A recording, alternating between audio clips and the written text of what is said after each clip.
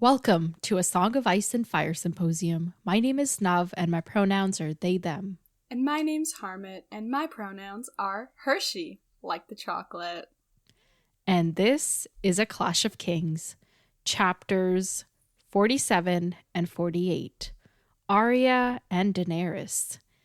In these chapters, Arya boils some weasel soup and Dany puts an end to the Undying. I don't know actually what happened. There was fire. We don't really know the result of the fire. So yeah, Dany takes a walk. That's a better one. That's really what she does. No, it's more like a run, a jog, a panicked wandering. It's a circular wander.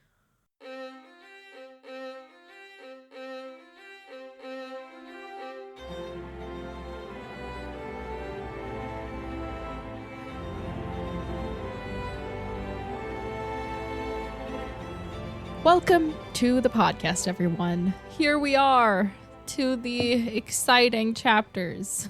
Yeah. I've been looking forward to both of these actually for a while, especially Dany's. You can tell why, but also Arya's, just because it's like such a mess of a soup of a mess.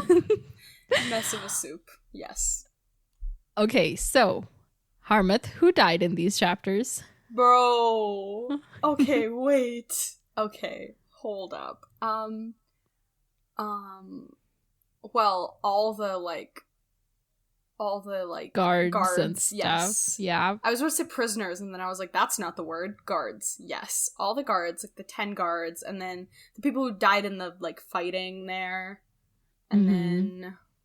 Was anyone, named killed? Well, that dude was stuck in the dungeons, but he wasn't killed. Stuck in the dungeons. Who? Not stuck in the... Or, thrown into the bear cave or something. Bear pit to fight a bear naked. I think that we can assume he's dead. Died yet. Okay. He isn't dead yet. All right, that's Sir Amory Lorch. Yes, him. And then... Well, technically, Jaqen Hagar... It doesn't exist anymore, but I don't know if I would qualify it as a death. Yeah, did he ever exist? So, he just... That was cool, wasn't it? That was pretty wicked. I don't think I've ever said that in my life, but now I just did. Did anyone else die? I don't think so. What about in Dany's chapter? Oh, yes, forgot about that. Dany's chapter, well, the Undying people, potentially, yeah. Yeah. Piet Pre ? Yeah, we don't really know. Yeah, once again, we don't really know. And then, those, corpses that were there, but they were previously killed. The visions she had in one of the rooms. Yeah, okay. And then... Yeah. Okay, yeah. Yeah, the woman who was getting, the life sucked out of her, breast, she's probably dying too. Pretty much everyone who she saw well, not everyone who she saw in the vision, but, those category visions. Yeah, okay, alright. We'll get to that. So, you ready to summarize No, I'm, so worried right now, so I've forgotten everything. Panic has set in. Don't go into too many details. Just give us a gist, you know? Okay, cool. We'll get into the details. Okay, I'm not going to give any details because there's too many, so I'm never going to get anywhere. Okay. All right. Okay. 3, 2, 1, Arya. Okay, Arya's there, and she hears the war horn, and she's talking to Gendry, and then she's like, oh my gosh, there's someone here, and it's the dead of night, and then the people come in and they're like, here's prisoners, but JK, they're not actually. And then she meets him, and she's like, oh, last wish, and he's like, you gotta use your last wish, time is of the essence, and she's like, no, I'm gonna kill you, and he's like, no, you can't do that, let's go save the prisoners, because that's what you wanted me to do. Then they save the prisoners, but turns out the prisoners were gonna be saved anyway, and the prisoners, and Bolton's here, and Bolton's like, you're my...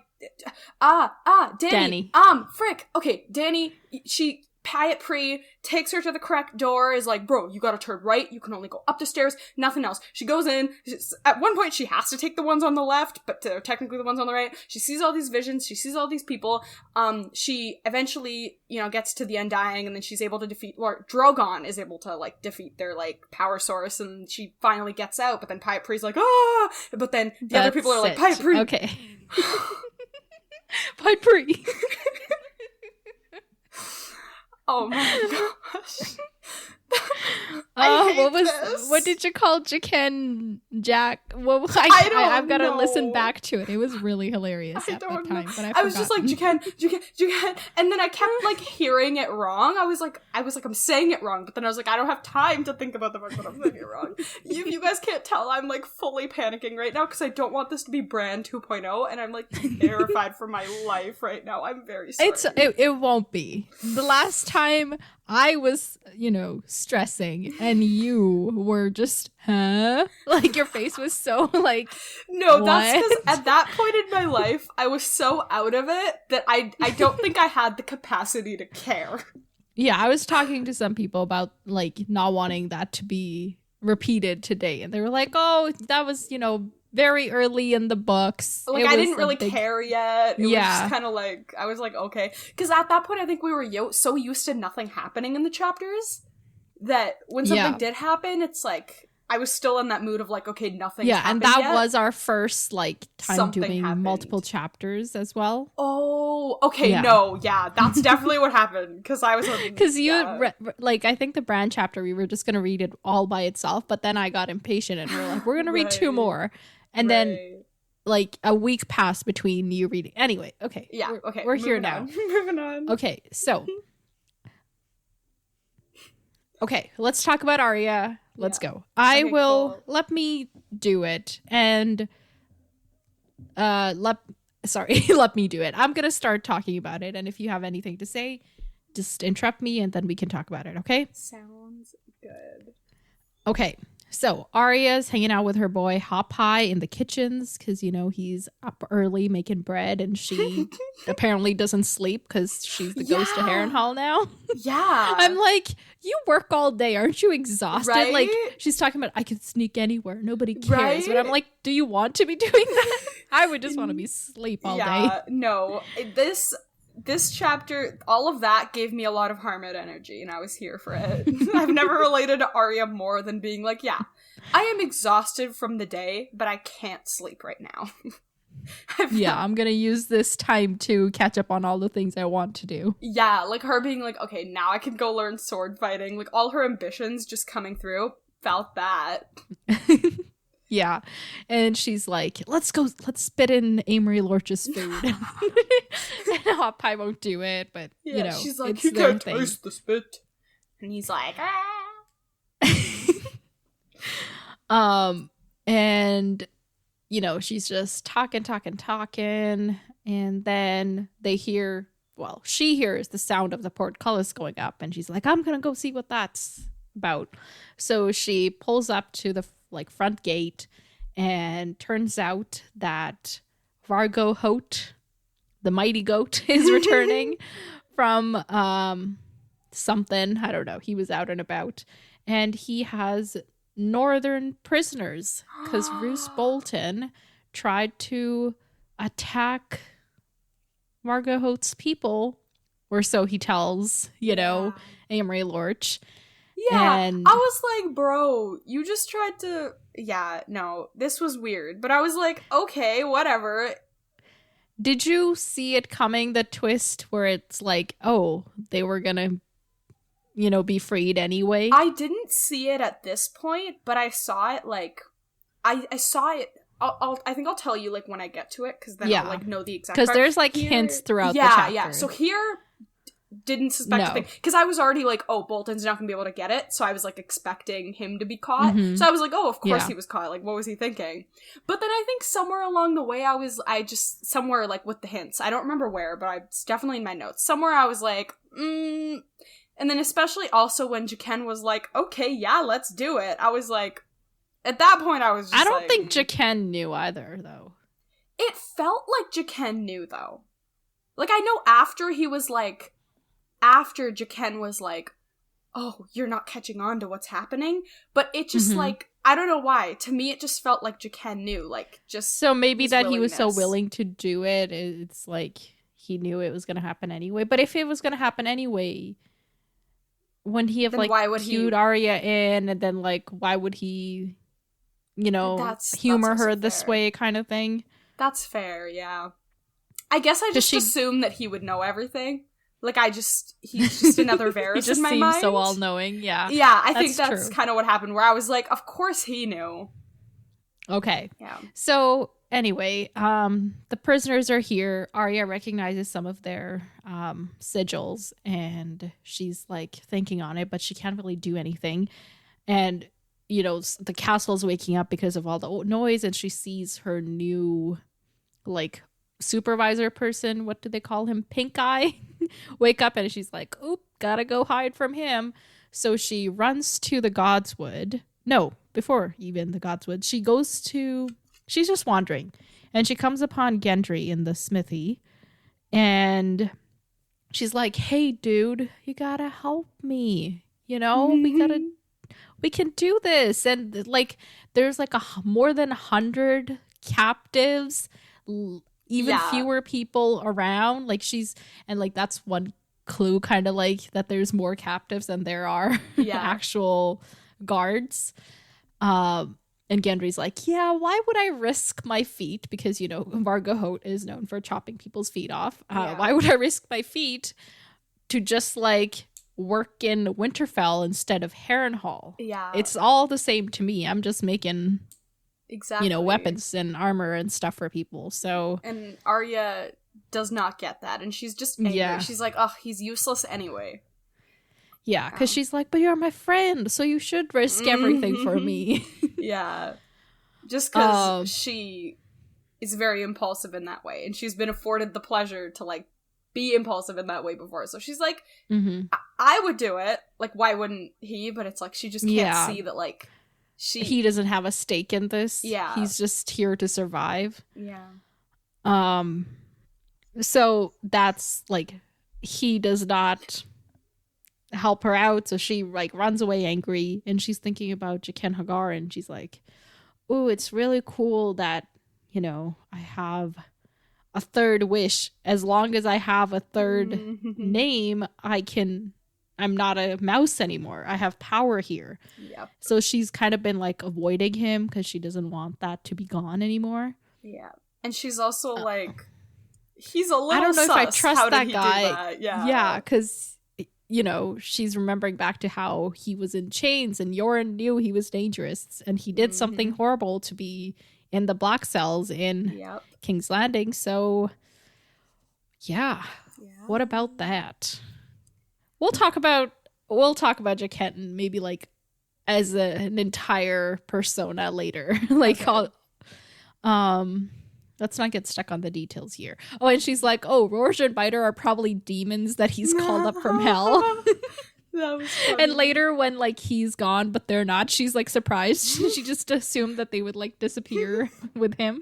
Yeah. And she's like practicing with like her wooden sword to like get her drills she ends up in the Godswood, and like she climbs a tree and is like sword fighting up in a tree. Yeah. Which that level of coordination, how? Teach me. And then she sees the weirwood there, and she's like, I should probably pray like my dad used to. But then she remembers that he used to pray, but he still died. So she's like yelling at the gods for like not saving him. And this is when Jaqen catches up with her and is like, the gods are not mocked, girl. And he's like doing his all cryptic speech thingy. And he's like, oh, she asks him whether Jaqen is his real name. And he's like, I don't know. People have many names. Weasel, Airy, Arya. My Lady of Stock. Yeah, so he knows. Yeah. How do you think he knows? I don't... I'm like, okay, because, you know, like, she didn't see him sneak up in this way, so I was like, maybe he, like, overheard it somewhere, like, her and Gendry talking or something, but then I was like, maybe... I kind of thought of it as like a, because obviously he has this like Magic thing. Magic. I was about to say divine, and then I was like, I don't know if it would be like divine, because that has like a positive implication, but like, well, or it has like a connection to gods kind of implication. Yeah, so I guess like maybe like he has this like divine connection to the universe in some shape, some way, it seems. Mm-hmm. So I was like, maybe it's like, you know, when you search something up on Google and then Google's like, did you mean blank? So maybe it was like he was trying to like, I don't know, something related to like Weasel, and like his powers kind of like, you gave know what him I mean? the. I think it's just he's good at sneaking and he overheard. I thought that too, but then I was like, wouldn't it be cooler if it was like his The connection? universe told him. Yeah, like if it was like his That like would be if it was like cooler, a I conversation guess. with like the gods or something, and they're like, "What do you mean Weasel? That's Arya." He does seem somewhat devoted because he's like, Yeah. oh, you took 3 lives from No, the that god, so feels now like you a- must repay him or something. and I feel like that's like some sort of like god level technicality that he has to fulfill. Because it's like, at first I was like, oh wow, this dude's so honorable, like several chapters ago. But then like, when like, even Biter was afraid of him, that was our first red flag. Because he was like, you can. And then now, just with everything, I feel like it's just, it really was like this thing that he had to fulfill to like maintain his powers or something. It was like a message from the Okay. gods. The gods really What do you the think fuck. it means now that he's like, because now the scales are tipped the other way. Now he's killed more people than we're owed, you know?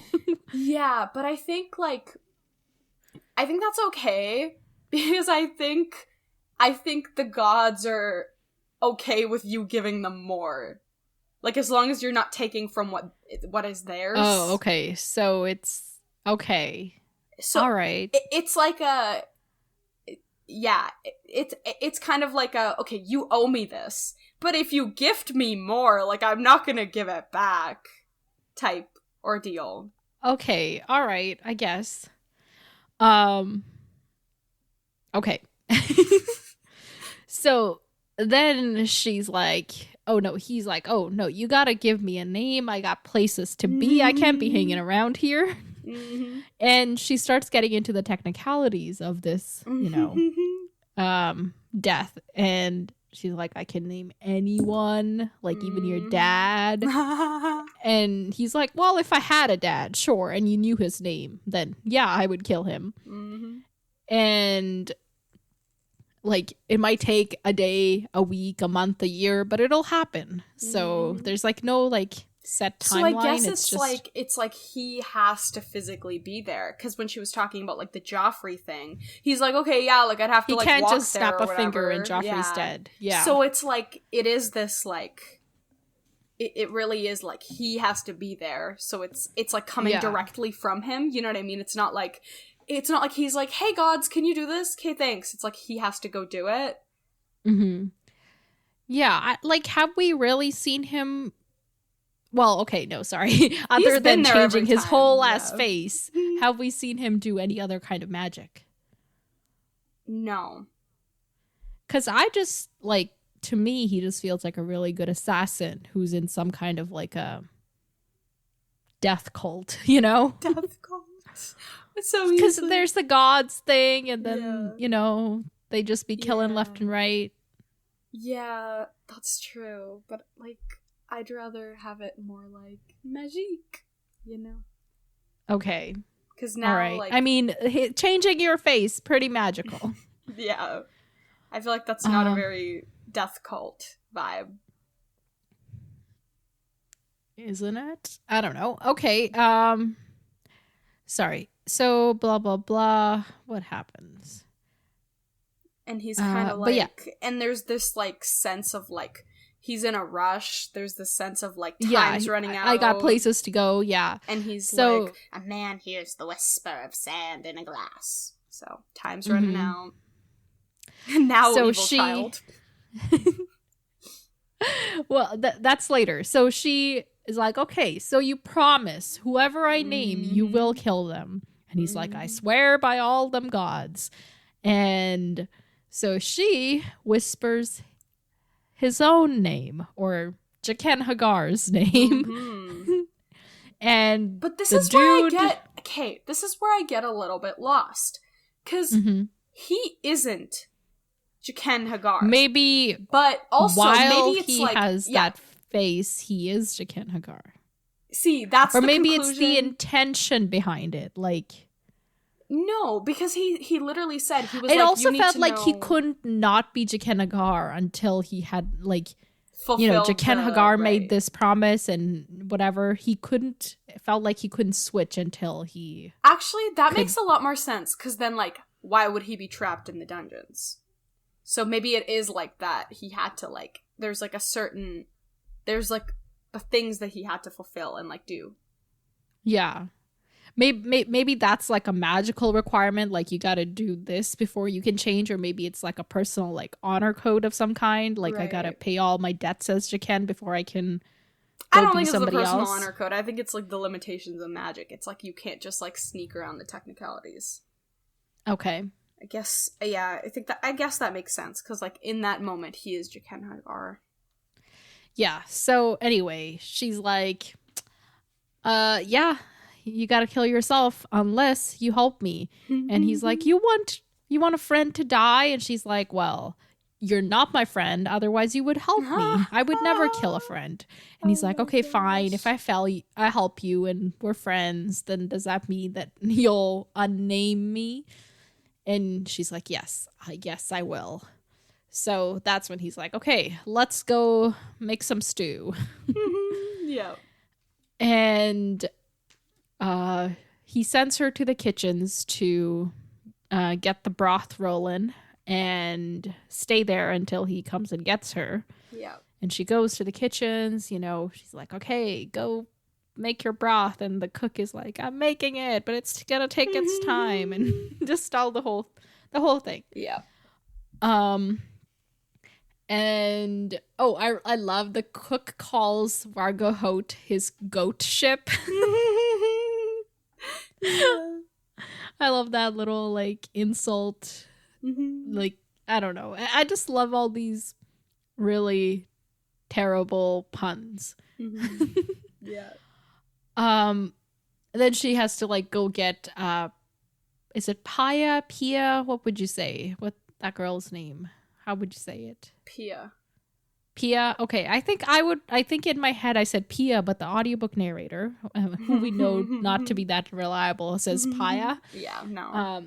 So we're gonna say Pia. So she goes and gets Pia, who is having a good old time with one of the bloody mummers to go help with the stew in the kitchens and whatever. And she's like, during this time, she's wondering why none of the captives had their hands or feet chopped off, because that's like Vargo Hoat's trademark, Another hint. Yeah. And at this point, I like gaslit myself, and I was like, oh, maybe he was just like waiting for like further instruction from like he was gonna like not text. What am I saying? He was gonna like send a bird to Tywin or something and be like, hey, look at this amazing thing I just did. Like, what do you want me to do? Okay. But then after, I was like, yeah, that made no sense, because the only person here is the freaking Castellan, and they hate each other, so that's not gonna work. Yeah, so that's when Rorge, Biter, and Jaqen come in, and Arya's not happy because she didn't want the Rorge and Biter to be involved because, they scare her and they're mean and everything. But they're there, and they grab, like a few kettles of stew.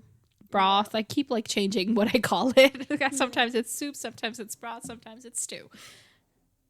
Sometimes it's soup. Yeah. And they all... Sorry. I think I said stew twice.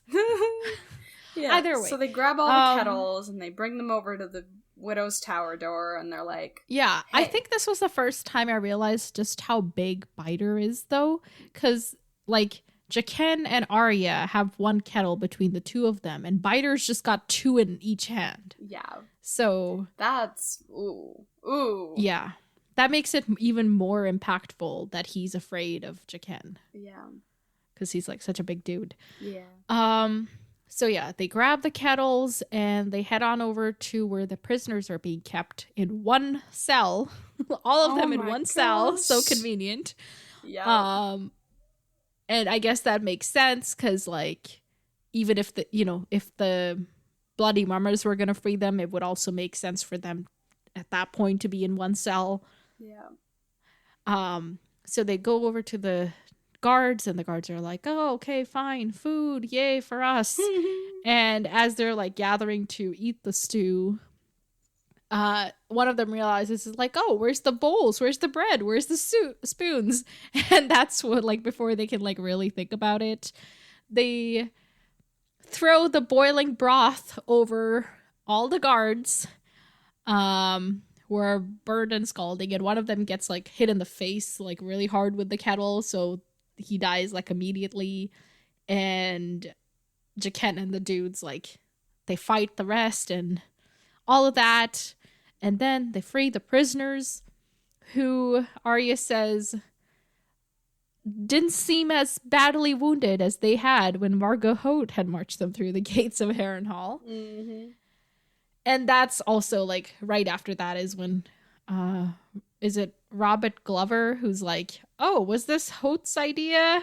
And did it click for you at that time? Yeah, or did it click before then? It had clicked, it had clicked before they said that. Like, when on the previous page, when they were kind of like, oh, yeah, sure, you can go through. It just, like, felt suspicious. Even though, like, I guess the guards weren't in on it, I think by that point I was like, what is this? And then when they said that it was, like, confirmed, by that point I was like, okay, yeah. Yeah, so Robert Glover introduces himself, and Jaqen introduces himself, and Rojan Biter, and when he goes to Arya interrupts him and says, I'm Weasel. Mm-hmm. Because she did want her name said in front of, like, everybody, and Biter and Rorge and all of that. Yeah. So I think that was a good decision at that time. Yeah. She might want to eventually, do something about that. But for now, I think we're okay. Right. So, everybody rushes out. There's fight. And she's, having her debrief with Jaqen Hagar. He's like, okay, look, I just killed like 20 people for you. So can you unname me? So she takes back the name, and like, she's like, oh, can I have one more third death? And he's like, yeah, no. A god has his due, and now a man must die. And she's like, what? No, I didn't say, I took back your name. What are you talking about? And then this is the first time when he actually uses first person to refer to himself, where he says, I do, my time is done. Yeah. So that was interesting.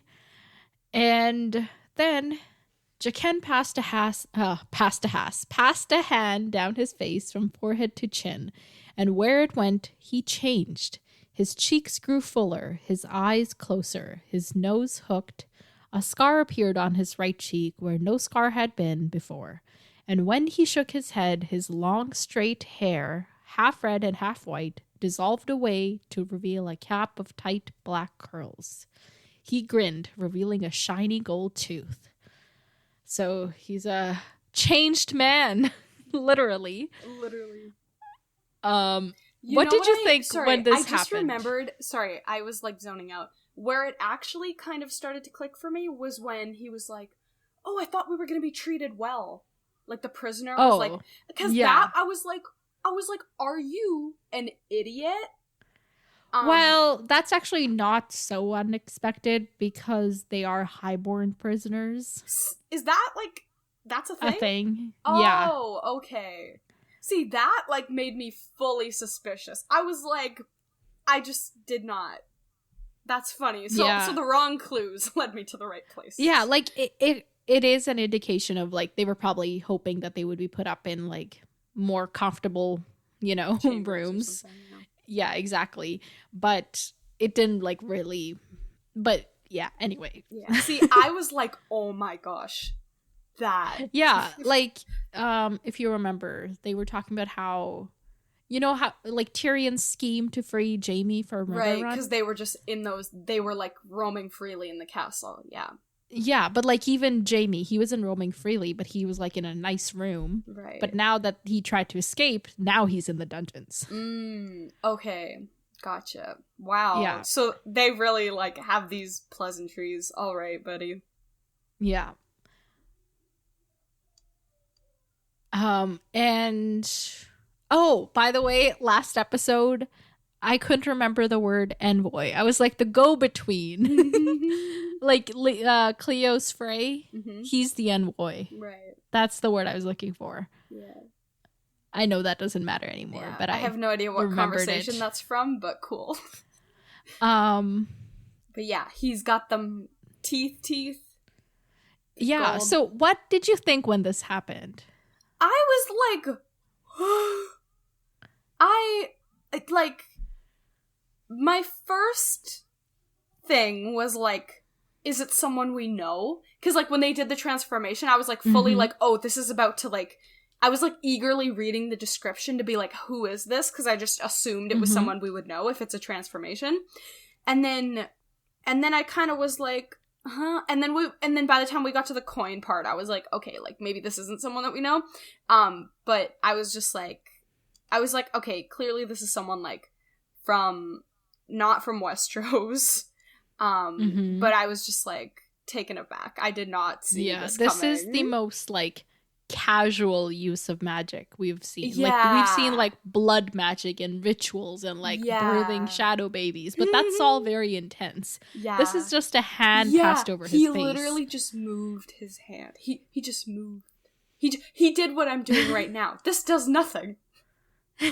like I was just like fully confused. Okay. I was like, oh. Yeah.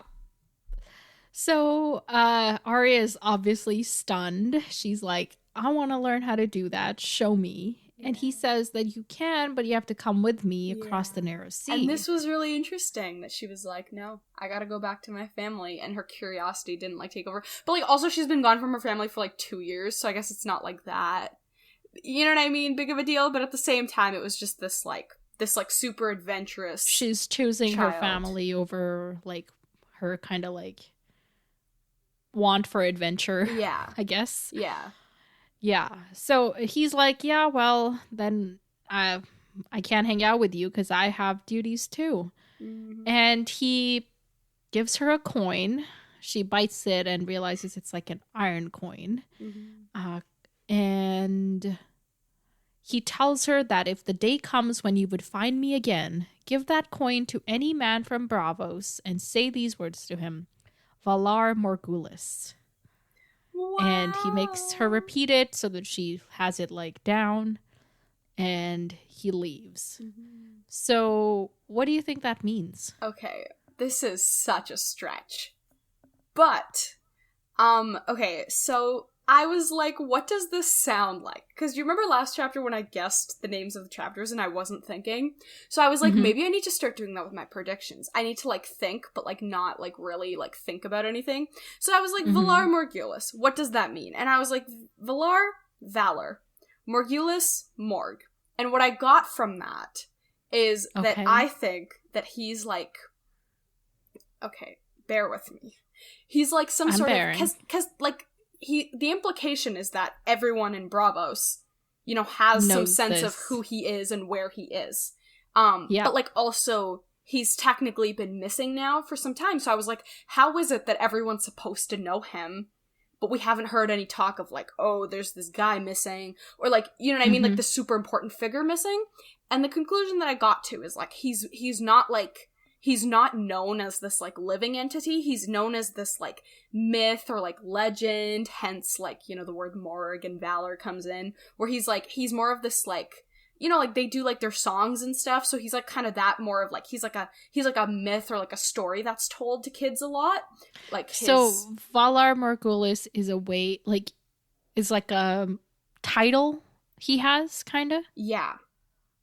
Okay. So it's like interesting, but it's like more of like it's like a title that he has, but it would be, maybe it's something that would be weird for someone like Arya to know. Like they would see Arya and the fact that she knew that would be like, okay, like it's like a big deal that she knows this, you know? Okay. I guess. Yeah.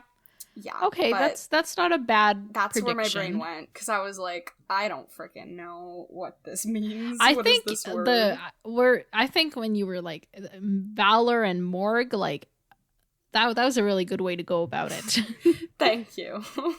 I think you went off a little after that with like Hey, this entity, unnamed entity that everybody like mythical creature kind of thing. But not like you know, mythical creature, just like someone that like you've heard. It's like if you're like a kid living in Bravos, you've like heard a lot about this dude, and maybe it's like, oh, that's Valar Morgulis's castle, but it's like you don't really know who he is, and like you can't really go meet him because when you go to the castle, there's no one there. You know, like I was just kind of thinking of like that sort of vibe. Like he doesn't have to be this like big legend, but just like this thing that like everyone knows, of like an urban myth. In Bravos. But it's like it's kind of like Bigfoot, where like he hasn't ever really been seen, so most people do dismiss it, and people are like, oh, maybe this is just a tourist attraction type thing. But like, you know, but like obviously like Bigfoot isn't in the media every day, so maybe it's kind of like if that. she goes up to Bravosi and is like Bigfoot, that's what she's gonna be saying if she wants to find him. Okay, yeah, that's not gonna work. Yeah, that's fine. Okay. Okay, we're getting caught. But anyway, yeah, he's Bigfoot. Okay, and what do you think he was? Why was he in the dungeons at King's Landing? Bro, I don't know. Like, can I tell you 100% honestly that I also don't know? Really? Is it never told, or do you forget? I don't know, is all I'm saying. Damn. Okay, but no, it was definitely like, because I'm trying to think like what's his objective? Like, what's he trying to do? He's this like urban myth, and he's coming to the city. So maybe it's like, I don't know, maybe it's just a power play, because everybody in these books just wants power. So maybe he was seeking like, because you know with like to get the dragons, Dany had to like you know like dispose of Miri Mazdur to get Drogo back. She had to like, so maybe it was kind of like this, like he was doing that kind of like killing of like mass killing of people to like raise his powers or something, and then people found out that this dude was killing like 1 million people, and they were like, okay, we have to like trap him obviously because he's trying to kill so many people. Like maybe he was just like trying to kill people to like for his magic or something. Like he was trying to, okay, so he was caught killing people or something, despite what we've seen him. Okay, like, I know, but then it's like, why would he willingly go to the dungeons? That's the question, isn't it? Yeah, because it's like, at first I was like, okay, there's no way he got caught. Like, obviously he went to the dungeons, but then it just, that made even less sense, so I was like, okay, it can't be, even though it, like, is. Probably. Okay. But, all right, yeah, no, let's maybe, move on. I don't know, maybe he was like, maybe there was some sort of prophecy, and the prophecy was like, you need to go to the dungeons, you're gonna meet someone there. Maybe there was something where he was like, maybe there was some sort of thing where it was like he needed to go to the wall somehow, and the quickest way to go, but he could also have just volunteered. Okay, I don't know, this makes no sense, I don't know. Anyway. Okay. All right. The only thing I'll say about this is you might want to write down that description of his new features and just keep it in the back of your mind somewhere. Oh, okay. A scar on his right cheek. Tight black curls. Scar. Golden tooth. Oh, well, yeah, but like everyone Hooked from nose. everyone from the Free Cities apparently has golden teeth. Who has golden teeth? Illyrio. Oh, okay, but Illyrio's like, he has teeth. This is one tooth, I think. Or no, is it that he has golden teeth, Illyrio, or just that his teeth have yellowed over time? Oh, JK, it was the yellow tooth. Okay, yeah, never mind. This is unrelated. Yeah, anyway, so moving on. Arya's hanging out, you know, she goes back to her bed and she adds Valar Morghulis to the end of her prayer, and even though she doesn't really know what it means. And Pink Eye is out investigating what's going on, and he's like, okay, so Roose Bolton's gonna be here. He's our new lord now, but y'all gotta do your stuff as usual, because, you know, that's the life of a servant. And the there are stories being spread about the weasel soup. She is quite infamous among the castle now because of it. Everybody's like taking glances at her and stuff, and even Pink Eye doesn't question her about, you know, what she was up where to. she was at. Yeah. Which is like, is he like fearful, or is he, you know, or does he just like literally not give a fuck? Yeah. I don't know.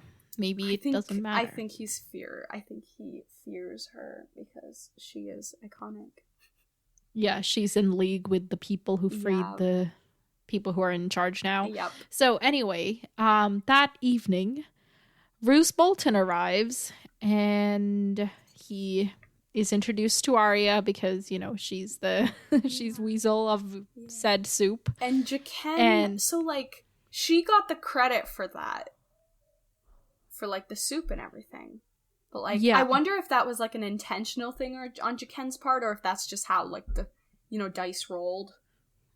Or is it just like it's also the most interesting story to tell that this like 10-year-old was like irresponsible for this whole castle coming down. Yeah. Also, this is a second understaffed castle that has been taken in the last few chapters. Say, like, these people really are just like all these pathetic interventions. But I didn't realize that Tywin literally took everybody. Like, did he just assume no one would try to take over Harrenhal? I don't know. Right? Because, like, maybe it's not as valuable to him anymore, so he was like, I'm done here. So yeah, but we'll hold it for as long as possible. He fully was like, Harrenhal, poof, I can take that over. Because, you know, everyone was like, oh, it's cursed, blah, blah, blah, blah. So, like, you know what I mean? He did leave... So he left the forces of Amory Lorch and Vargo Hoat, like, together. Right. They should be... Yeah, but they both hate each other, so that's not gonna work. Yes, but Vargo Hoat ended up betraying and switching sides, so, like... betrayed me. Yeah. So anyway, Roose Bolton sees Arya, and this is where he asks her how old she is, and she has to, like, think for a moment before, like, figuring out that she's 10 now. Yeah. Did she start out at age 8 or 9 in these series? It might have been 8, and that's so sad. I think, like, since the beginning of the it's definitely book, been 2 years. About a year and a half has passed, I would say, at this time. Oh, I thought it was more. I would say a year and a half-ish. Maybe it's more, but I think that's my best guess. Yeah. Anyways, so... she's 10. Yeah, and Bolton's like, okay, good job, but I can't make you a brave companion because you're a girl and you're a child. So you can be my personal... Well, before he says that, he asks her name, and at this time she says her name is Nymeria, or Nan for short. What did you think about this choice to still remain anonymous?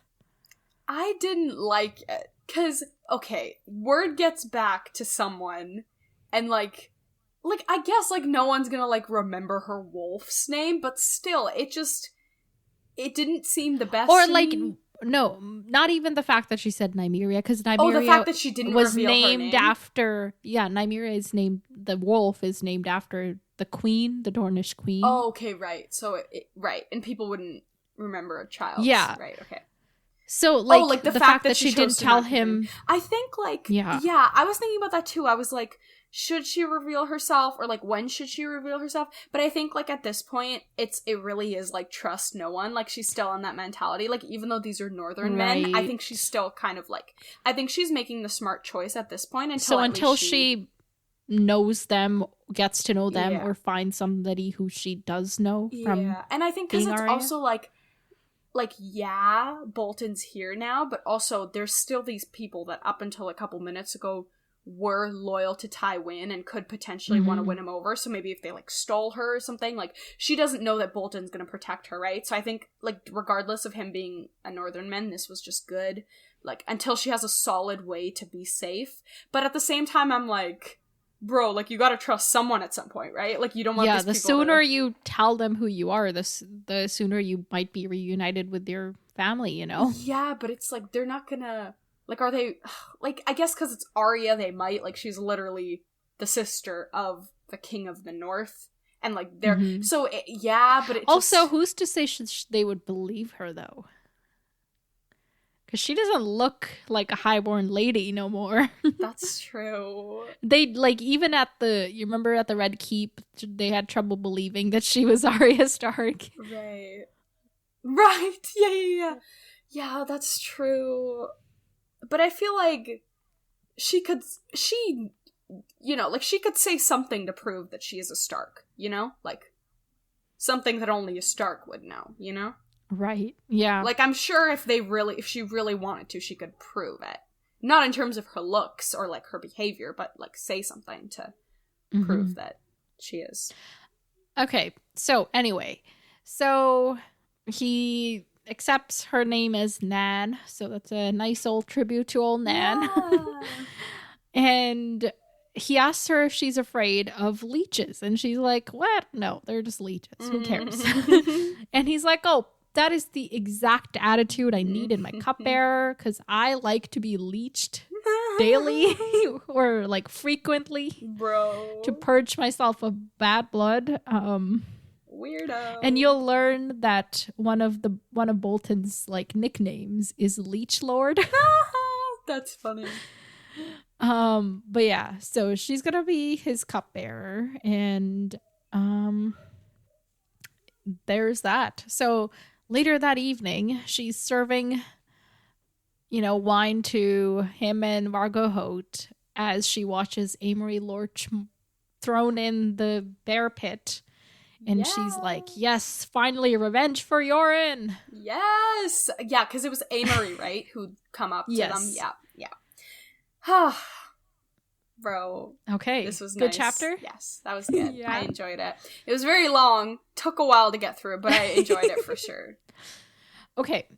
Some predictions. Is she gonna be revealed? Or is she going to reveal herself? Not right now.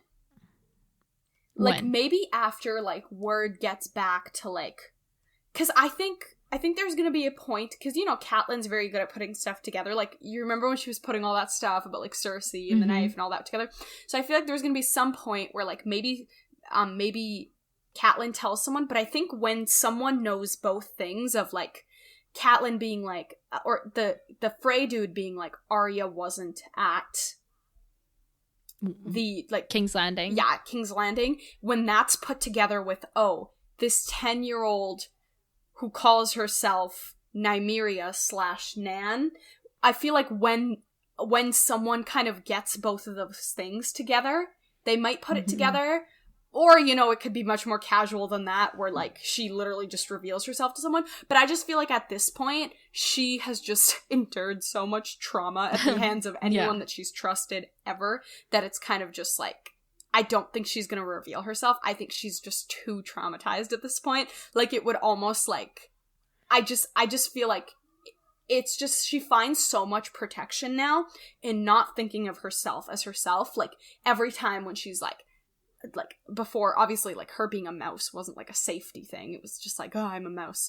And then, like, I'm a ghost. I'm a water dancer. Like, she doesn't like to think of herself as herself. And I just don't see her revealing herself. Watch me be wrong, and the next time we see her, the first thing she does is reveal herself. Okay, so either she reveals herself or gets revealed or whatever. She's not going to reveal herself. That's gonna... Okay, somebody figures out that it's Arya. How's that going to go for her? Is she going to be able to see her mom again? Like, all of that? I really, really hope so. I really want to be hopeful. I want to manifest this. So I'm going to say yes. Even though you're laughing at me right now, and everyone listening I'm not is laughing at me. You. But I just, like, what? Can something good happen for her? You know what I mean? Like, I just need her, even if it's like, okay, she sees Catelyn again, and then 2 chapters later, Catelyn dies. Like, I just need her to see them, like, at least one more time. Because eventually they're gonna die. Okay, so you'll be okay with her seeing Catelyn and then Catelyn dying right after. No, that would be even more traumatizing. So maybe not. But, like, I just need her to have that momentary peace. I just need that moment of like, right now I am in my mother's arms and I am at peace. Like, Okay. even though it's gonna get stripped away right after, but that's gonna happen no matter what. So I can't really hope for too much. All I can hope for is those moments of peace between all the chaos. Okay. I'm rambling a lot today. I'm sorry. It's been All 50 right. minutes. So now Roose Bolton has Harrenhal. Yes. How is that going to impact Rob's strategy, Tywin's thing, all of that? I think it's good because now we have this like central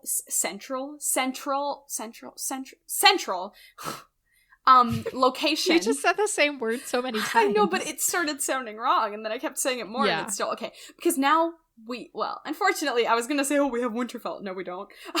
Because now we have this location in the middle where they can kind of go wherever they want. We have this home base in the middle, but the issue is that it's like a target, but also it's good because no one wants to take over. Everyone's like, Harrenhal, but at the same time, the people who are trying to take over aren't afraid of it being Harrenhal, so it's good because it's like this central location that's like, if they need to go to King's Landing, they're not, going all the way from there to there. So it's good to have this like central location because it really is like, it's not northeast, southwest. It's like it very much is the central location in terms of all the action. So that's good. But it's like a good castle and everything. So if they can get the resources there, then it's a really good place to be for them. But it just sucks because it's like, they're going to be this prime target now because they're in the middle. So when Tywin's on his way to like, because he's already on his way there, but like if someone's like up north and they're on their way to King's Landing to conquer someone, like it's right there. So who from up north is gonna be on their way to conquer King's Landing? If eventually like the Ironborn get really ambitious, if like I don't know if they would take like the land route though. They would probably go by sea. That's true. So they would just go around the bottom there, or south there. Okay, yeah, that's true. Yeah. Who else is there? Well, Tywin's like gonna go to them no matter what, so that doesn't mean anything. Yeah, that's true. So I guess it is good then. Hopefully. For now. Okay. All right then. Yeah. I'm just gonna look at my notes. I think there's a couple things that Yeah, let me know. Yeah, I just really liked, this is completely irrelevant, but I really liked the description at the beginning, kind of, where she's kind of like, I just loved, because so many of Arya's chapters in this book, as we know, have just been painful, where it's like... So miserable, right? Yeah. And it's just like awful, and it was just nice to see, like, this chapter start with, like, I am walking freely, and I am just doing what, like, she had this freedom late at night when nothing had happened yet, and just that description and the way George R. Martin wrote it, like the whole oh, the castle's empty and the sounds are different, it really was this hopeful, like, okay, her behavior is different than before, the sounds in the castle are even different. It was just this really nice description, and I was just like so hopeful, and I was vibing with it. It was great. Because it's nice to have that moment of hope and be like, maybe reading this book is worthwhile, you know? So that was nice to have some hope. This chapter was really long. Let's just see if there's anything else.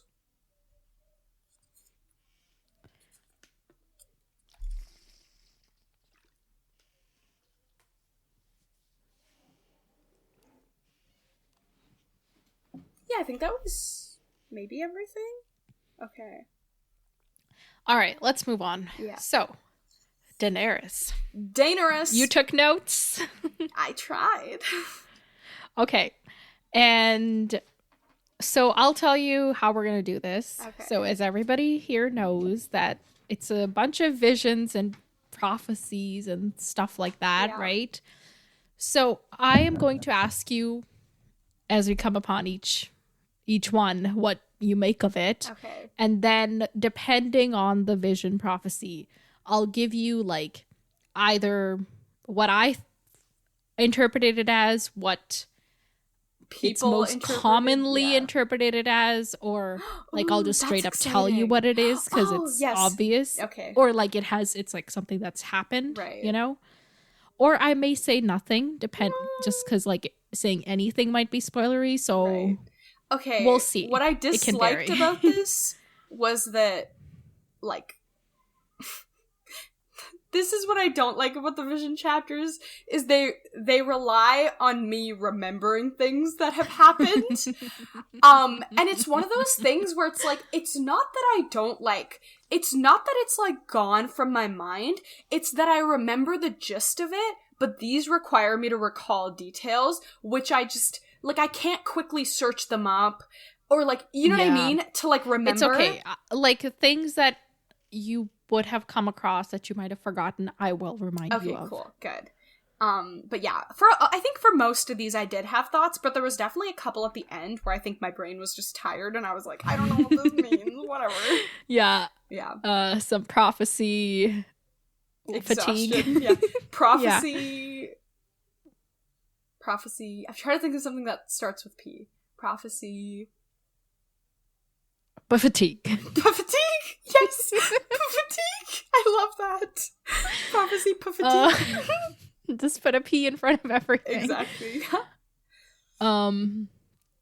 Okay, wait. Really random. But do you know what, like, how you say psychology in French? Psychologie? It's psychology. Really? Yeah, Oh, you say the P. Oh, that's adorable. I like that, because you're actually making use of this letter. Okay. Back to Daenerys. So, Daenerys pulls up to the House of the Undying, and it is this boring-ass looking building that's just, like, surrounded in darkness, decaying, kind of, she calls it, like, a gray and ancient ruin, and it's just, like, one level, flat, or kind of dusty looking. Yeah, well, it appears definitely from the outside. And it's just not that impressive, you know? So everybody around her, like her blood riders and what's his name, Jorah and Zarozone and Doxus, everybody's trying to discourage her from going in because they're all like, it's a bad idea, don't do it. And Jorah's like, I'll come with you, you know, at least you'll have some protection. But Pyatri is insistent that she must enter alone or not at all. And apparently that doesn't include Drogo, because thank God, he's the literal MVP of this chapter. No, literally, every single time she's getting off track, he's like, bro! And it was just, like, also, like, it also made sense, like, or no, we can talk about this later. But yeah, no, it was great that he was able to kind of be there. No, but tell me, it all made sense. Like, it just made sense, because, like, the way I interpreted this chapter, it was important for Drogon to be there. I'll get there later. But, like, just, frick, what was I gonna say? It was important for Drogon to be there. This chapter... Okay, hopefully I remember later. It's lost. That's okay. So, you know, Jorah's trying to discourage her by being like, remember Miri Monstour and how she betrayed you? And Dany's like, yes, I remember, but I also remember that she had much knowledge. And I want that such knowledge. She technically never lied to me, so... Yeah. And... So... she leaves them behind and goes with Pyatri to the entrance. They don't go to the front door because Pyatpri's like, that way doesn't really lead anywhere. So we're going to go to the side door that looks like a mouth, which is odd, but okay. Interesting. Yeah. And there is a dwarf or a statue of a dwarf, because like it's not very clear. Yeah. Holding like a tray with a cup on it. And the cup has the shade of the evening, which is like this, the really blue nice stuff blue. That makes their that makes their lips blue. Yeah. And I don't know if you've surmised this so far, but it's like a hallucinogenic kind of drug thing, right? Mm-hmm. So that's cool. Mm-hmm. Oh yeah, and then she's like, she takes a sip and it tastes terrible, but then she starts like being like, oh, that actually tastes good. And it reminds her of random things that I don't want to say because it's gross. And it's just, she's basically like, it was all the taste she had ever known and none of them. And then the glass was empty and now she can enter. So yep. Here it goes. Pirate Priya at this point has told her all the rules, which is that she must always choose the door to the right. And if she comes upon a staircase, she must always go up, never down. And that is the only way to get through and out and everything. Yep. Which, like, tells, like, right here, you're like, okay, so this, like, flat building. And if you just go right all the time, you should be turning in circles. But somehow she's moving forward through it, and magic. You know? Yes. I'm sure the drug has something to do with it as well. Yep. So she enters, she takes the doors on the right, until she gets to this, like, really long hallway in which there's only doors on the left, and on the right it's just, like, some lights on the right side. Yeah. So she starts walking down the hall, and she starts hearing sounds, like, in the walls, like rats scurrying through the walls, and Drogon's, like, upset by them, and she's like, oh, I don't like this. And then, like, she starts hearing sounds from the doors on the left, and those are disturbing. Yeah. And she's like, most of the doors are closed until she comes upon one that's open, and she's really tempted to look inside. And here's what she sees. A beautiful woman sprawled naked on the floor while 4 little men crawled over her. They had radish pointed faces and tiny pink hands, not hats, like the servitor who had brought her the glass of shade. Oh, so, okay, it was a person. Right. The dwarf. It was not a statue. Because it's just like... The way it's phrased. There's no interaction with the person, so either way. And there was no, like, hi there, you know? Like, nothing. Yeah. So these little people, they are raping and ripping and tearing at the woman, and that's the vision. Yep. What do you make of this?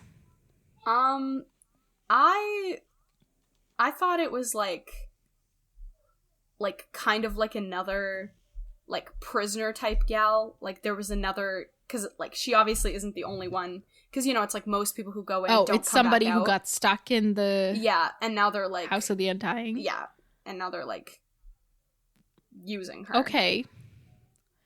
Interesting. Well, what it is, I'm gonna straight up tell you. It's like a representation of Westeros being ravaged by the 4 kings. That's what it is. Oh, shit. It's very metaphorical. Right. I was just like, oh, it's the other prisoners. No, I think you might have to make adjustments to your interpretations if that's what you thought for some of them, because what she sees is personal to her. Like, it doesn't really have anything to do with anyone else who might have gone through this hallway. Okay. That's okay. Yeah, so that's what that is. Sounds good. Okay, and then in the next room, she came upon a feast of corpses.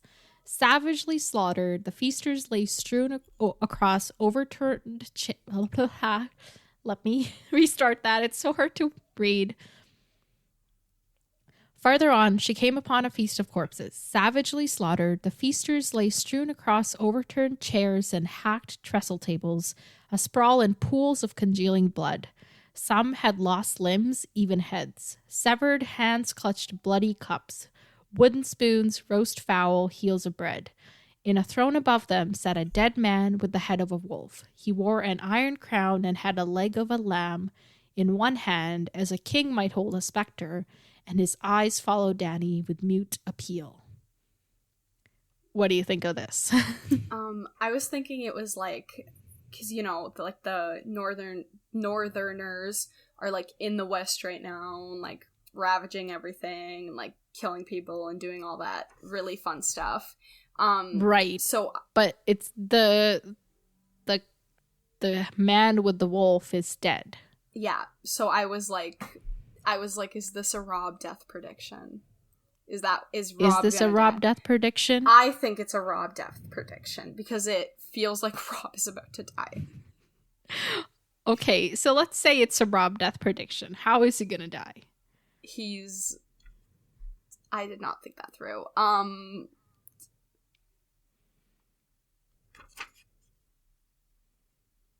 Maybe it's like...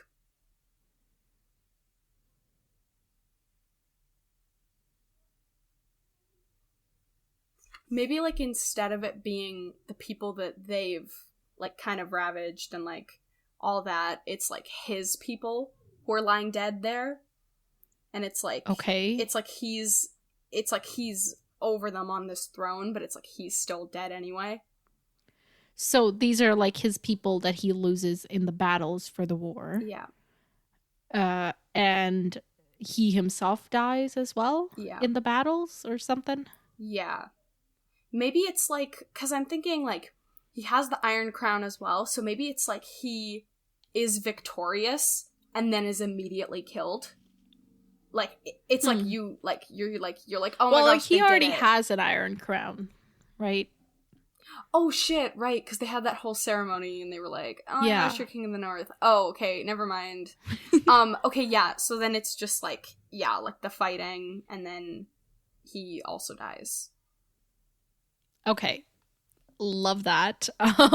We love the Stark other deaths. like prediction for this is that it's like a vision of the past, because the Iron crown thing is like a northern King of the North thing, right, you know, yeah. and there were kings of the North like back in the day. Okay.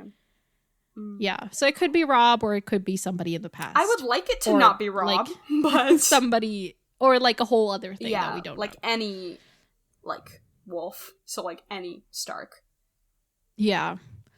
Okay, so next she comes upon a room that she recognizes with a lemon tree out the window, and it's the house with the red door and bravos. Yeah. And she sees Sir Willem come into the room, kind of like summoning her to like go hang out with him. Yeah.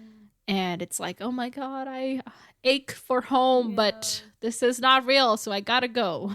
And that was also like in the previous visions we've seen of hers, there's always like with Dany, there's always this one of like, you can escape to this comfort, you can like you can succumb to what is, but she always chooses to like go to the adventure, continue on in her like quest for something more. Yes, that's true. So I think this one is pretty self-evident in that it's just like a way to distract her from where she's supposed to be going. Yeah. Okay, then a great pair of bronze doors appeared to her left, grander than the rest. They swung open as she neared, and she had to stop and look. Beyond loomed a cavernous stone hall, the largest she had ever seen. The skulls of dead dragons looked down from its walls. Upon a towering barbed throne sat an old man in rich robes, an old man with dark eyes and long silver gray hair. Let him be king over charred bones and cooked meat, he said to a man below him. Let him be the king of ashes. What do you think about this one? Okay, so did you hear that? Yeah. Like, okay. Okay, so like the skulls of dread dragons, I'm thinking of like, you know that room that Arya found where it was like all the like skulls and shit were there? And sorry? This is a grand room where the skulls are like mounted up on the walls. Yeah.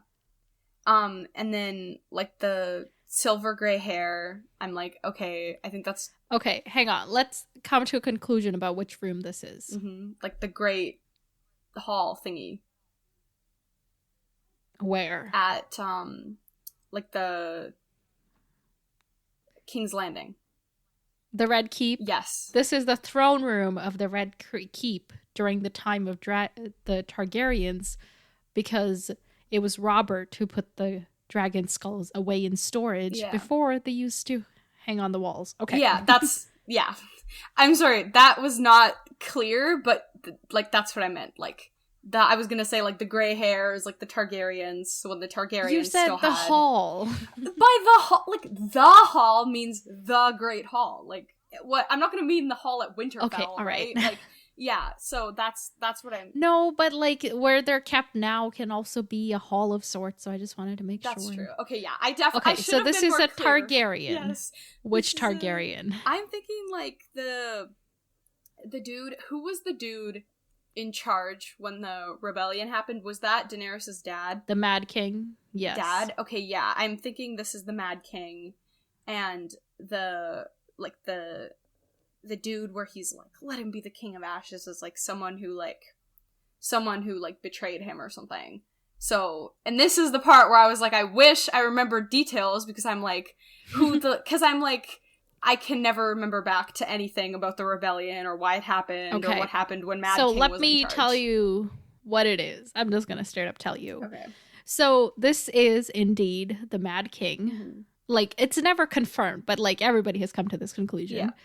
And do you remember when Tyrion was checking out the wildfire? Yeah. And the pyromancers were like, oh, the old king used to be really fond of our work.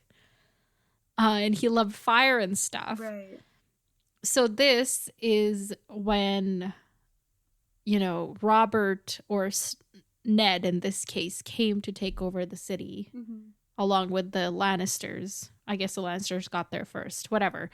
And this is like his like last order as king kind of thing. Oh, shit.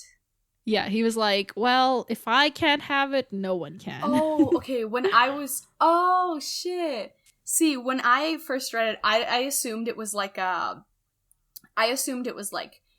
part of the reason why the rebellion happened. Like, I know the rebellion was like, I like want this power and this money or whatever, but like it was also, I assumed it was like, maybe this was like a big like political act that people were really opposed to or something. I assumed this was like the yeah, I'm just like I just told you that this is like once he was being attacked and it was like, oh, my death is imminent. Right. Okay. Yeah. Damn. That kind of thing. Oh shit. Okay. Next up. Viserys was her first thought the next time she paused, but a second glance told her otherwise. The man had her brother's hair, but he was taller, and his eyes were a dark indigo rather than lilac. Yeah. Aegon, he said to a woman nursing a newborn babe in a great wooden bed. What better name for a king? Will you make a song for him? The woman asked. He has a song, the man replied. He is the prince that was promised, and his is the song of ice and fire. He looked up when he said it, and his eyes met Dany's, and it seemed as if he saw her standing there beyond the door. There must be one more, he said, though whether he was speaking to her or the woman in the bed, she could not say. The dragon has 3 heads. He went to the window seat, picked up a harp, and ran his fingers lightly over its silvery strings. Sweet sadness filled the room as man and wife and babe faded like the morning mist, only the music lingering behind to speed her on her way. Damn. What do you think about this one? Okay, so the dark indigo and everything, I was like, okay, like, why aren't they violet? And I feel like it's, like, part of the reason why the Undying wanted Dany to, like, come here and everything. I feel like the whole dragons and the Targaryens have, like, the power to, like, power that, like, heart they had. Like that gigantic heart, and I feel like that it being indigo has something to do with that, and it's also this like, it's like the song of ice and fire, right? And obviously like they have the fire, like the fucking dragons, obviously, but then it's like they also have... I should tell you that Targaryens don't always have lilac eyes. They have like varying shades of blue to purple. Oh, okay. Okay, see, that helps my thoughts. That helps. Because originally I was like, because according to my theories, it's like, this should continue on with Dany. But I was like, why doesn't Dany have blue eyes? But if it can be either, then that's good. I'm happy with that. Because I'm thinking like, it's kind of like, Okay, who are these people in the vision? Okay, it's like Aegon and like his freaking like parents. Okay, Aegon the Conqueror. Okay. Yeah. And then like his parents, and it's like he's this supposed thing that's supposed to like unite the natural worlds, because it's like they obviously have the the fire, but it's like they're not necessarily associated with the ice, but it's like he's supposed to kind of like unite them in a way. And then oh yeah, that's a good theory. yeah, and it's is it the first time that it's not the first time the name of the book has been mentioned, because there was that Ned chapter where it was mentioned, right? But it was so long ago. No, wait. In like the first book. It was mentioned somewhere, but I don't remember where. See, this is what I mean. I remember it being mentioned, and I know it was a Ned chapter, but can I tell you why? No. I honestly don't remember it being a Ned chapter, because I think it was mentioned in a Dany chapter as well. Oh. Where I think Jorah said something about ice and fire. Or I don't know. Maybe it happened remember, though. But I know it did happen though before, and I remember we were like, because it was like the first time it was said. But yeah, I feel like this is along those similar veins of like kind of connecting the natural worlds, and it'll also not just natural worlds. If you think about it, the two kind of magic systems we've seen have been right, like winter and fire based kind of thing. That's true. Yeah, so literally everything mythical or like cool that we've seen at all really is magical. And then so yeah, it's like Aegon, he's like and I guess like this is where I wish I remembered the history, but like it's Aegon the Conqueror. So Aegon the Conqueror like conquered and like brought the Targaryen lineage to like power. Is that what happened? Like why was he called yes. Okay, yeah. So then that makes sense, because maybe it was like it was like they were kind of looking forward to, like, you know how Dany was like, my son's gonna go take over Westeros. It feels like it was kind of the same thing with Aegon, where they were like, he's the prince that was promised, he's the one who's gonna bring us to power, and then, you know, he did. So it's kind of like, okay, that's actually a really good theory. I was gonna tell you what mine was. Yeah. Like when I first came upon this, I thought this was Rhaegar, like Dany's older brother. Right, yeah. And his wife, because their son was also named Aegon. Oh, okay. See, But, like, yours almost makes way more sense. Right. Yeah. I can't tell you, I can't, like, I know what it is for a fact. Like this, well, no, you know, like, as much as you can know, really, with a series that hasn't been finished. Right, true. Yeah. So I know what this is, but I don't think I should tell you. Okay. Damn. Because we will come back to it, and it'll become like a bigger thing. Okay. All right. And then but I love your theory. That I give you an A+ for that. Thank you. And then also like the whole thing with like the dragon has 3 heads. I was kind of like, this is where I was kind of unsure about my theory. See, I think that's why, like, my brain didn't go to Aegon the Conqueror, because that's where the 3 heads started, I think, didn't it? Right. Because he and his sisters were the ones that, like, conquered, like, you know, even though he's the one that's most known, but his sisters were right there with him. Right. And that's where the banner comes from. Right. So it's kind of like... So that's why I was like... Or maybe there was something before then, you know? That's true. Like, we've never heard of this prince that was promised thing. We just know, like, oh, he conquered. We didn't know, like, oh, he was, like, supposed to conquer or something like that. Yeah, and I think it was also, like, I had this weird addition to the theory where when I first read, there must be one more, I was still thinking about fire and ice. And then my brain was like, there must be one more. That's gotta be air, because, like, dragons flying. So I was like, maybe it's, like, fire and ice and air. that kind of... So the 3, like, original conquerors, like, there was Aegon, and his sisters were Rhaenys and... Ooh, why don't I remember this? Was it Visenya? Hang on, let me double check. That feels right.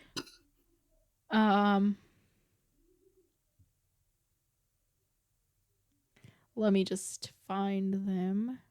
Oh yeah, it was Visenya. Okay, so Rhaegar, like, if we're going by what I thought, his kids, like his daughter was also named Rhaenys, and then he had Aegon. Like, he was naming his kids after the 3 original conquerors, is what I'm saying. Right. Oh, damn. Okay. Yeah. And then, yeah, and then I was also like, oh, Dany, Viserys, and their brother were also 3 siblings. I was just trying to think of all the 3s I could related to the Targaryens. So I was just like, I was like, oh, heir, the 3 siblings. So I was just, like I said, none of this is cohesive. It's random thoughts that I just thought. It's okay. Yeah. We like it. But yeah. All right. So she leaves that room, or like she never actually enters any of the rooms. Yeah. She just like looks in on them. So at this point, she comes to the end of the hallway, and there's a set of stairs, but they're going down, and she can't go downstairs because she was told not to. And the torches behind her are slowly going out, and then she starts hearing this like shuffling sound, as if something's coming for her in the dark. It's almost as if the Targaryen line is fading, and she's the only one who can restore the fire. That's a cool way of saying that. And Drogon's like, get on with it. We gotta go. Yeah. And so she finally makes like he's like, okay, first door on the right. I didn't like this decision. And let me tell you why. I get the logic behind it, but the way I thought of it is like, you're going forward, you're looking for a door to your right, and then, oh shit, that does make sense. Yeah, oh shit! Now JK, she's like turned around. Sorry, now that I think about it, that does make sense. But for some reason, my brain was like, no, it was the first door on the hallway. For some reason, my brain like twisted left and right. But now that I like, no, wait, you're going that way. No, I'm right because when you're standing this way, right, to your right is going backwards. She's facing. No, she's facing... Like, I get that now... The staircase. No, she's standing facing the staircase that's going down.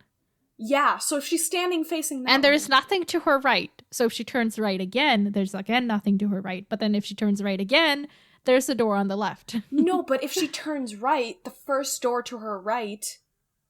Oh, is what? Okay, because I was thinking, like, when she turns right, it has to be the door at the beginning of the hallway, because that would technically be her direct right. Do you know? No, because it wouldn't. No, because if she turns, then that's like she's looking straight, and then as she's okay, going you're making this right. too technical. This makes sense technically. Fine, okay, whatever. But I didn't like it. That's all I'm gonna say. Yeah, well, it's her only choice, and it turns out to be the right one. Okay, so whatever. she goes to the last door on the left. She's in. Okay, and then. You know, she's going right upstairs and stuff. And she's like she's out of breath. She's losing her mind. She's got no sense of anything. Obviously very intentional. All that. Yeah, and she like comes to a room where like it looks like she's kind of exited again because it's the mouth-shaped door again. Yeah. And Pyat Pri is standing there like, what? You're done already? Let me show you the way. And this is another like misdirection thing because there is another door to her right which she takes and blah blah blah. And at this point it was like that like all the doors were like made of different materials and like different shapes, and I'm like, I don't know if that means anything, but I couldn't really find a meaning. No, like to her, like she finally like climbs a bunch of stairs and she's like, what, where are these stairs going? There's no towers in this building. And then to her right, a set of wide wooden doors had been thrown open. They were fashioned of ebony and weirwood. So what that means, like ebony is black and weirwood is white. So it's like a black and white door. Ooh, okay. And I liked this. I don't know about ebony, but weirwood we know to be like magical and mystical. Yeah, kind of associated with gods and stuff, right? And also like I liked here that she like, because it was like she said a quick prayer, and it was cool that she like prayed to like the I think the seven the seven gods, but then she also the warrior of the seven prayed to the Dothraki horse god. Dude, what am I saying? But like it was just cool that she like still like it's such a part of her, and she's like so connected to it still, and she's always gonna be. I don't know, it was just cool. Yes, it is. So she enters that room with that fancy door, and beyond it, she finds a splendor of wizards. I love that phrasing. And it's all these fancy people that are like, oh, we're the Undying. We're so glad you made it. Come. And it's like there's really nice music playing, and there's like a nice breeze, and there's like windows. And also, like, from the outside, this building had no windows. So this is obviously, again, an illusion. And it's just too, like, they really milked it. They were like, oh, yeah, you've made it past all the trials. We knew for 1,000 years that you would come. Like, it's like, this is no. You know? Yeah. Like, no. Do less. You're doing too much. Do less. So this is when Drogon starts like scratching at the door, and she turns and pulls like this heavy door back and realizes there's a hidden door, which would also be to her right. And then she goes through that door, and it's like not fancy looking at all. It's just a plain door. And yeah, she goes through it, and it's like a hallway, not hallway, like a hall, not a hallway, hall, with a long table with these like corpse-like people sitting on around it. And there's above it floated a human heart, swollen and blue with corruption, yet still alive. And the figures around the table were no more than blue shadows. And Dany goes and sits down, and like she can't hear anything until like, Mother of Dragons, dragons, dragons. Like they're like whispering to her. Yeah, so she starts hearing them, you know, whispering kind of in her head, kind of. And she says, I'm Daenerys Stormborn of House Targaryen. You know, give me your counsel. Tell me what to do. Blah, blah, blah. And what is it? Yeah, she's like, she waits, but they don't respond. So she's like, what are they dead? Like, what's going on? And then she hears that, no, we're alive. We know. Live. Yeah, it's really creepy. And it's like, they're really just like, I just took this as like, they're really like rotting away. And they really like, they need Dany up in here and like Drogon so they can. They need her power. Yeah, they need her power. Like, yeah. the heart's rotting. They're dying. Did you think that they needed her power like right away or once they were actually devoured? No. As soon as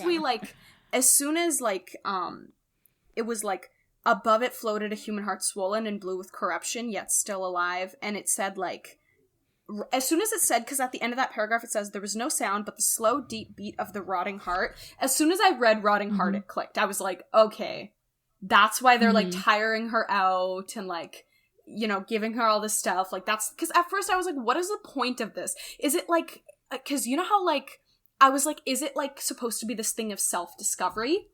Because, you know, like, in a lot of different cultures, there is that thing of, like, self-discovery and, like, going on a quest to find yourself. I was like, is that kind of how this works with the Kortheen, where they're like, oh, like, or the Undying ones, where it's like, you need to go on this, like, self-discovery before we can help you? You know what I mean? I was like, oh, that's so cool. But then as soon as I got to that part, I was like, nope, everyone's corrupt. They all suck. No one's gonna help anyone in this world. Right. They do tell her some things. Yeah. They call her Mother of Dragons, Child of Three. And she's like, what do you mean, Child of Three? And that's when they're like, 3 heads has the dragon. Yeah. And then we go into these, like, prophecy of 3s kind of thing. 3 fires must you light. 1 for life, 1 for death, and 1 to love. What did you think? What are these fires? Yeah. I'm not, like, totally sure, but I was like, maybe it's like fire for death is like her son that died. Fire to love is like Drogo. Fire for life is like, I don't know. That's where my theory falls apart. Well, 1 for life, I think I personally subscribe to this, is probably the fire she lit to bring the dragons to life. Oh shit, you're right. Oh shit. right? Oh, yeah, totally skimmed over that. Yeah, because that was like the whole ordeal. I don't know if like she used up all of these fires in that one fire, because it was like true. one for like Miri Mazdoor's death and one for her like husband who died. Bro, that makes so much sense. I didn't even like, it didn't even happen that way. But yeah, so like the one for life, I'm pretty sure is that. Oh, yeah.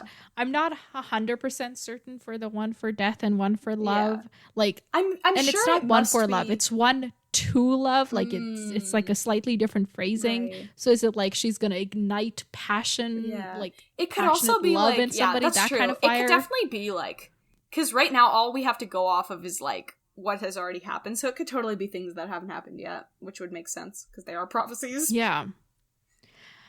Okay, and then there's 3 mounts must you ride. 1 to bed, 1 to dread, and 1 to love.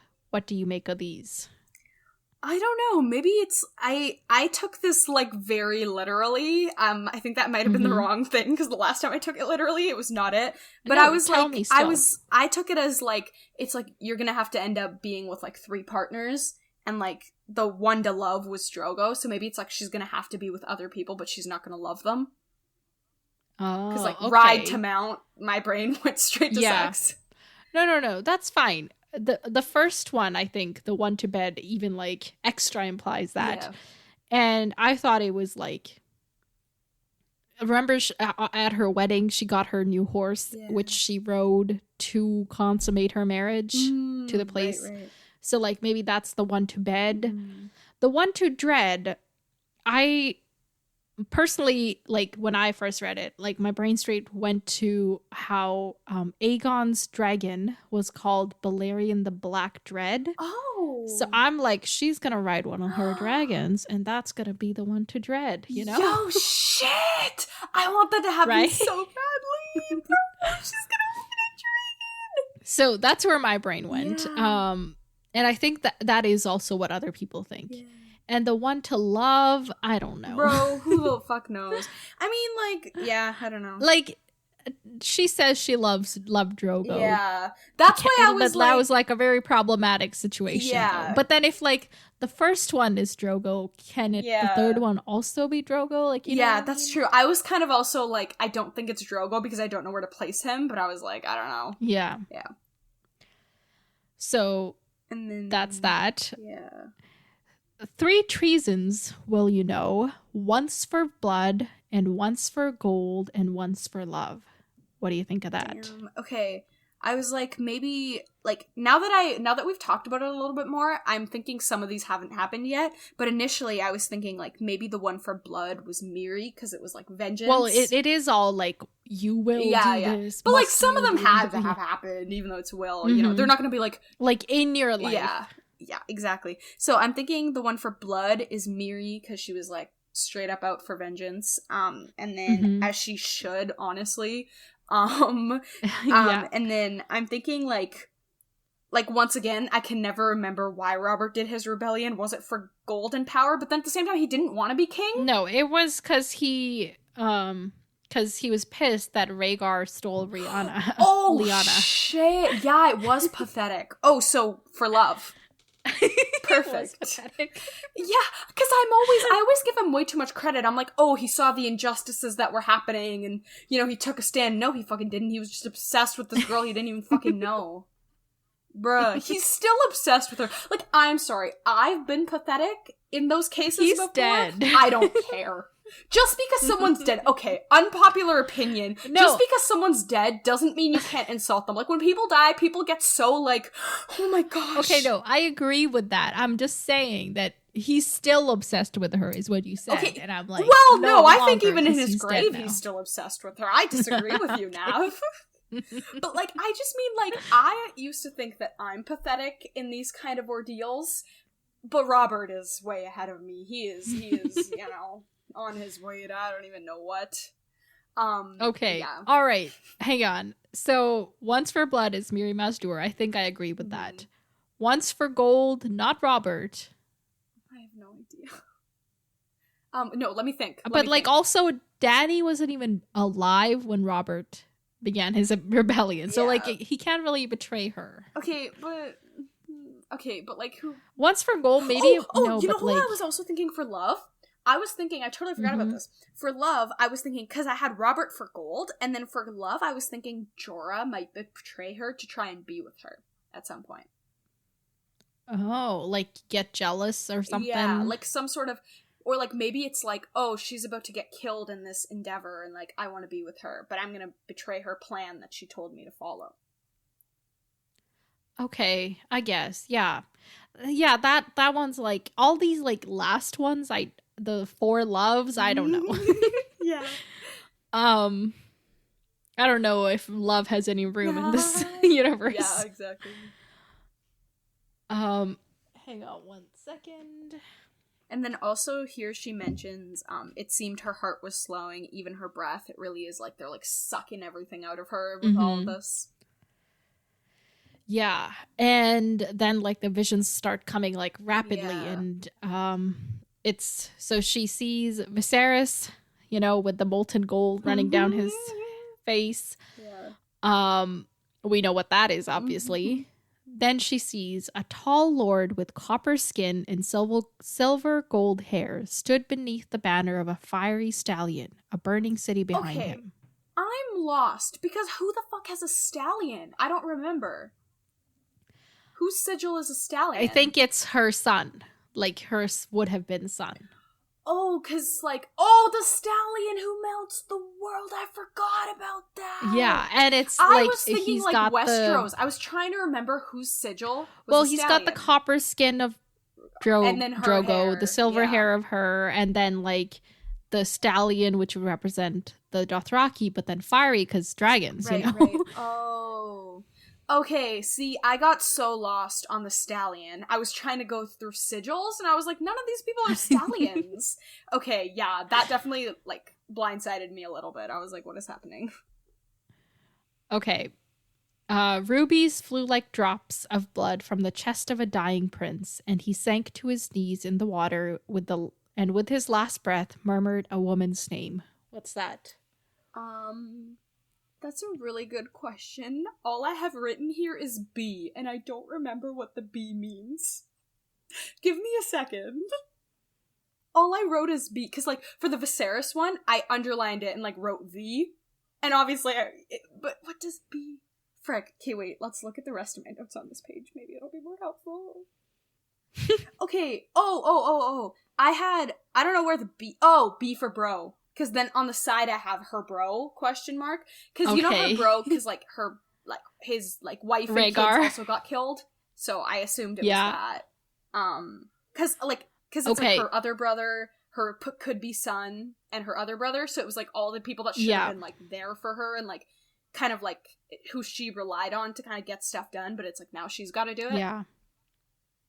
Yeah, I think this is Rhaegar as well, because remember, there's the whole legend of how, like, when Robert killed him, the rubies from his armors fell and people still go looking for them. Oh, I didn't remember that. Trident. Yes. Yeah. Okay, so that's Rhaegar, and then they call her Mother of Dragons, Daughter of Death. And the fact that they said Daughter of Death, I was like, that's gotta be her brother. Because, like, she's like, all of these people have died. Definitely. Even though anyway. Yeah. So... Then, glowing like sunset, a red sword was raised in the hand of a blue-eyed king who cast no shadow. Stan the man? Question mark? It is Stan the man. Okay. Exclamation mark. Yeah, it's pretty obvious, like... Red sword. Makes sense. All that. No shadow. No shadow. Yeah. A cloth dragon swayed on poles amidst cheering crowd. So this to me was like, I'm like, is this foreshadowing of like Westeros being happy about her? Because like the rest of them have just like messed up everything. So what much. Is the cloth dragon on poles? It's like a representation of like the dragons coming back. Right. When I read this, I thought this was like, her flag flying high and the crowd cheering. Oh, gotcha. But like since then I've read like come upon people interpreting it as more like a cloth dragon, like the type you would see at like a Lunar New Year celebration. Do you know what I mean? Is that what you were thinking of? Kind of. Or were you thinking more of flag? I was thinking more like, kind of like puppet, so I was going in a different direction. Yeah. So kind of like that a little bit, yeah. Yeah, so, okay, what do you think about... So you thought this is like people celebrating her return. Yeah. I personally also thought that. Yeah. The other, like, common interpretation of this is that she's gonna encounter a fake dragon, aka a fake Targaryen. Oh, shit. Because then after this part is that she's Mother of Dragon, Slayer of Lies. Okay, yeah. And I told you how people love to be like, everybody's a secret Targaryen, right? I assumed that this is probably a stretch because we met this guy once. I assume the Slayer of Lies was related to the next part where she's talking about the corpse standing at the prow of a ship, and I assumed it was that captain that she confided in for no fucking reason. Do you remember who she told about? All right. Well, we'll come to that later. Hang on. You're jumping ahead. Okay. After the cloth dragon, from a smoking tower, a great stone beast took wing, breathing shadow fire. Yeah, I didn't really note this. I didn't really think anything about this. I think I just skimmed it. Yeah, this has, like, I can't tell you anything about it. I also, like, when I came upon it, I also probably didn't really pay attention to it. Yeah. And what I can tell you is spoilery, so I'm not gonna. Okay. A great stone beast took wing, breathing shadow fire. Yeah, no idea. Okay, and then Mother of Dragon, Slayer of Lies. Mm-hmm. Then her silver was trotting through the grass to a darkling stream beneath a sea of stars. Anything? I had no. Yeah, I got nothing either. Yeah. I got nothing. This is kind of one of those ones, like I said, near the end, my brain kind of gave up and there was less thinking. These kind of phrases definitely I did not think about at all. Yeah, I got nothing. A corpse stood at the prow of a ship, eyes bright in his dead face, gray lips, smiling sadly. Yeah. You think this is that captain that she saw and was like, I'm gonna tell you all my plans. Yeah, or for some reason I was like, maybe Davos. I don't know where that came from, but... Okay. This has, like, there's something that fits this, but it's later in the series. Okay. So I can't tell you. Bro, I hate this. I'm not gonna remember these things when they happen, bro. I'll bring them up. I know, but I want to figure them out, but I can't. Okay, well then I don't know what to tell you. The other interpretation of this that may or may not be... Oh, hang on. Actually, is that... No, there's like more than one correct way to think thing about it in the future that fits it. And... one of the theories is that it's a Greyjoy because they're at the prow of a ship and they've got gray lips. Oh, is that where Greyjoy comes from? I don't know. They're smiling and it's gray lips. I didn't know they had gray lips. Okay. No, they don't have gray lips, but like Greyjoy. Gray lips smiling. Oh, okay. Right. All right. That feels a little pathetic, but I'll take it. Because we don't have many other things to fit the theory, so I'll take it for now. Yeah, so, like, yeah, that's a thing. Okay, then a blue flower grew from a chink in a wall of ice and filled the air with sweetness. A blue flower grew from a chink. Yeah, I was thinking it's, like, kind of symbolic of, like, summer coming back and, like, being able to, like, take its... hold on the world again, you know? Well, that would be great, except it's winter that's coming. No, but it's like even though winter's coming, like there's still like the dragons still exist, you know, like there's still hope. It's not like it's not like just winter, it's like there's some sort of opposing force. All right. This one has a popular interpretation among the subscribers to R plus L equals J. R plus L equals J. Rhaegar plus Lyanna equals Jon. Oh, got it. I was so lost. Remember that I was like, theory? What is this math?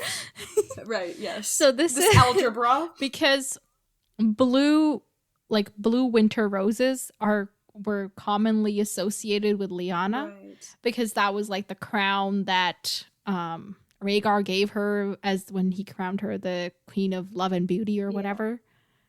So like she was fond of blue winter roses. And Wall of Ice, we only know of one Wall of Ice. Yeah. And who is there? Jon Snow. Yeah. So it's like Jon Snow blooming at the wall kind of thing, you know?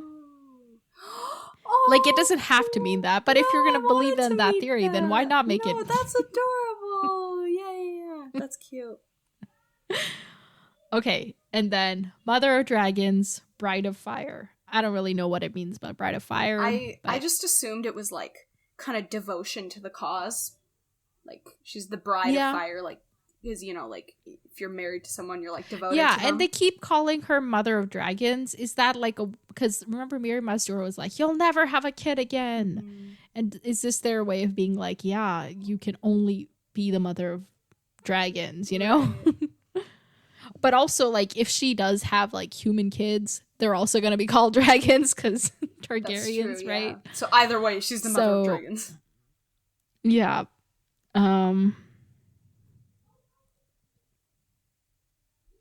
Yeah, that's all. Sorry, I was just checking my notes to make sure I didn't like write anything else down. Yeah. Okay, that's that set of prophecy vision thingies. And then she, more visions. So, beneath the mother... No, hang on. I'm going to the part that we don't know what it means. But there's stuff that we know what it means, which is a little girl ran barefoot toward a big house with a red door. Come on, we've heard about this. We know what this is, right? Dany running towards her house. Okay. Miri Mazdur shrieked in the flames, a dragon bursting from her brow. We know what that is. The fire where the dragons were born. Behind a silver horse, the bloody corpse of a naked man bounced and dragged. Do you remember this? Was this the Viserys thing? No, this is the wine cellar that was trying to poison Dany. Remember, Drogo tied him behind her horse? Oh, I totally forgot that. Yeah, that's that. A white lion ran through grass taller than a man. Remember, she has her lion skin cloak? That was the white lion that Drogo killed. I think that's just what that is. And then we get to the part where we're like, I don't know what this is. So, beneath the mother of mountains, a line of naked crones crept from a great lake and knelt shivering before her, their gray heads bowed. I have no idea. So, the mother of mountains, and do you remember where that is? Is that what's the place where Lisa is? Or Lysa? Lysa? Oh, in the Eyrie? Yeah, is that Eyrie? No. I don't remember. So, I honestly remember Vice Dothrak? Yeah. The Dothraki city? Oh shit, right, because they went past the mountains. Oh my gosh. Right. Oh, and that's where the crones right, okay. The Dosh Khaleen were the old woman who prophesized about the stallion who mounts the world, and there was that lake there. Oh my gosh. So why are the crones bowing to her? Right. So is it she's gonna be able to get the Khalazars and everything back again, towards her cause? Or maybe is it more is it in their prophecy or something? I don't know. Or maybe it's just once she's all powerful and she goes back, they're oh shit, you got power. I don't know. Yeah, I think that's a fair interpretation, honestly. Yeah. That at some point she gains the respect of the Dothraki or whatever. Because right now, she doesn't want to run into any of them because they would take her to be a Dosh Khaleen, remember? Yeah. Yes. Okay. And then 10,000 slaves lifted blood-stained hands as she raced by on her silver, riding like the wind. Mother, they cried. Mother, mother. They were reaching for her, touching her, tugging at her cloak, the hem of her skirt, blah, blah, blah. They wanted her, needed her, the fire, the life, and Dany gasped and opened her arms to give herself to them. Yeah, I kind of thought of this as kind of the common people and kind of connecting back to before when they were excited about her. It does say specifically slaves. I didn't know how to interpret it, so I just took it because I was like, I don't know what that is, so I just took it to mean like she's like back in power and everyone like needs her and all that. Because I think the reason why are they calling her Mother of Dragons? Okay. Because the reason I got to that is because of the next part when it was like, but then Black Wind's black wings buffeted round her head, all and that. a scream of So, fury because birthday. in my interpretation, it was kind of like there's this vision that's like it's like obviously a vision, but like in that moment it's happening, and then they kind of stop it. So I kind of thought of it as like the undying people are about to disrupt her potential to do all of these different things, and one of those different things is like her ability to go back. Drogon's wings that are interrupting it, because he's like about to burn that shit to the ground, you know? Oh shit! Yeah. Oh, never mind. Yeah, that makes no sense.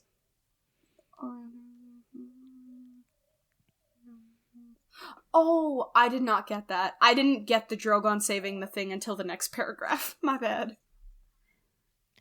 Okay, so you don't know what this is? I have no idea. I'm like very much grasping at straws. I don't know if there's anything I can say either. So, okay. Moving on. This is when Drogo like kind of wakes up from the visions, and she looks around, and the Undying were all around her, blue and cold, whispering as they reached for her, pulling, stroking, tugging, and all the strength had left her limbs. She could not move. Even her heart had ceased to beat. And they're like trying to devour her, basically. Yep. And that's when Drogon lights the heart on fire, and they're screeching. Yes. And, wow. Yes, this was and amazing. MVP for sure. Definitely. And then Dany pushes through them, and they're like, she says they were light as air, no more than husks, and they fell at a touch. Which, oh my gosh. I don't know. And she runs from the room, and there's like a long hallway, and there's like no doors anywhere until she finally gets to the end and sees the mouth-shaped door and runs through it. And she's outside, and Pyat Pree is looking rattled, and he tries to stab her, but her Jogo stops him, and Jorah's there, like all her people are around now, and she's safe. Yay. It seems.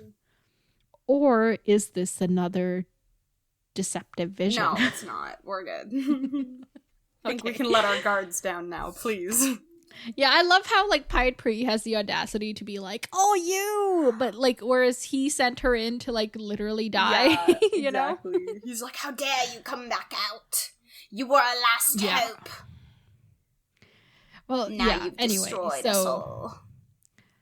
As she's running out, there is smoke and fire behind her. So, what do you think? Is this the end of the House of the Undying? Yeah, man. I mean, this was really like their last hope. Like, they were rotten and dying in there, and they needed her ancestral blue to keep the blue heart going.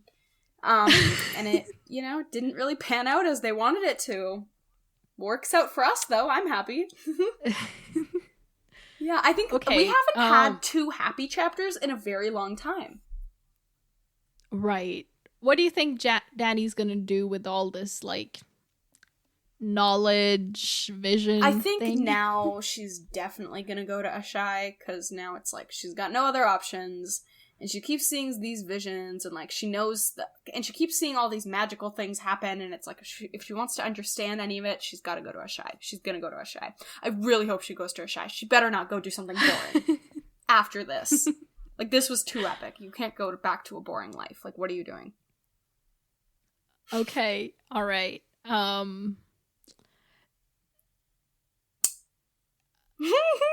Okay, no, I'm trying to think of questions to ask, because like there was a lot in this chapter, but nothing not really a lot happened. Like, yeah. Okay, what about are there going to be repercussions for her burning down the House of the Undying? I mean, I don't think so, because no one else really cared about it, right?